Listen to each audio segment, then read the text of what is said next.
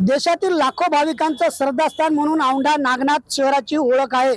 मात्र हेच औंढा नागनाथ घाणीच्या विळख्यामध्ये सापडलेलं होतं, ज्याची बातमी साम टीव्हीने प्रसारित केली होती।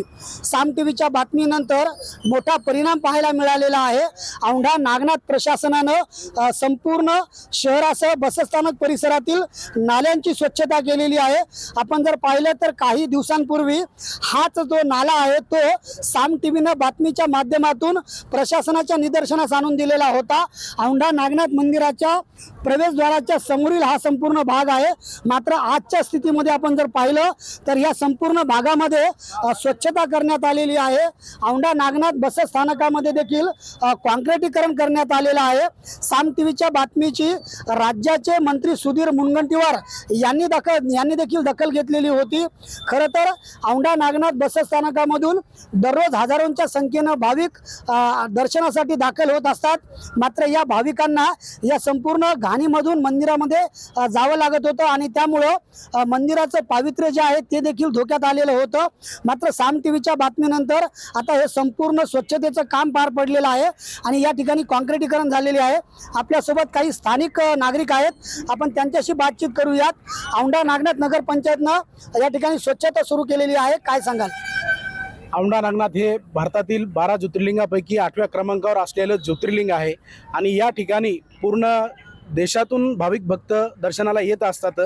साम टीव्हीनं या घाणीच्या साम्राज्याची बातमी प्रदर्शित करताच प्रशासनाला खळबळून जाग आलेली आहे आणि इथलं स्थानिकचे आमदार बांगरसाहेब असतील, बांगरसाहेबांनी या योग्य ते अधिकाऱ्यांना सूचना देऊन कामाचा पाठपुरावा करून त्यांच्याकडून करून घेतलेला आहे आणि योग्य ते इथं काम चांगलं कॉन्क्रीट झालेलं आहे।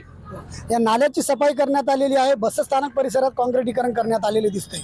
हो, सर्व औंढा नागनाथ नगर पंचायतीच्यात बी हे आहे, कामाशी प्रयत्नशील आहे। आपल्यासोबत अजून काही स्थानिक नागरिक आहेत। काय पूर्वीची परिस्थिती होती आणि आता काय आहे इकडे बघा? पूर्वी या नाल्यातलं हा नाला गावातलं संपूर्णपणे या बसस्टँड परिसरात यायचं आणि इथं एवढी घाण व्हायची की आलेल्या भाविक भक्ताला चालता सुद्धा येत नव्हतं। बसेस चालल्या तर लोकांच्या अंगावर पाणी सुद्धा उडायचं। आमदार संतोष बांगर यांनी यासाठी प्रयत्न करून हा बसस्टँड परिसर एकदम स्वच्छ केला। स्वच्छ म्हणजे आता इथं नंतर 3 प्लॅटफॉर्म वाढवले, जवळपास कंपाऊंड वॉल आणि हे पूर्ण काम सुरू झालं। घाण दिसते का आता? घाण बिलकुल दिसत नाही आणि पूर्ण स्वच्छता एवढी केली की जबरदस्त पाण्याची व्यवस्था आहे इथं।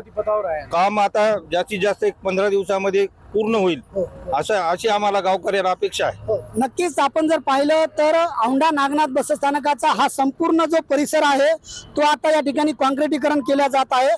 संपूर्ण जी घाण आहे ती आता या ठिकाणावरून दूर झालेली आहे आणि औंढा नागनाथ शहरातील नागरिक व बसस्थानकामध्ये दाखल होणाऱ्या भाविकांनी देखील समाधान व्यक्त केलेलं आहे आणि साम टीव्हीच्या बातमीमुळे या संपूर्ण कामाला या ठिकाणी सुरुवात झालेली आहे।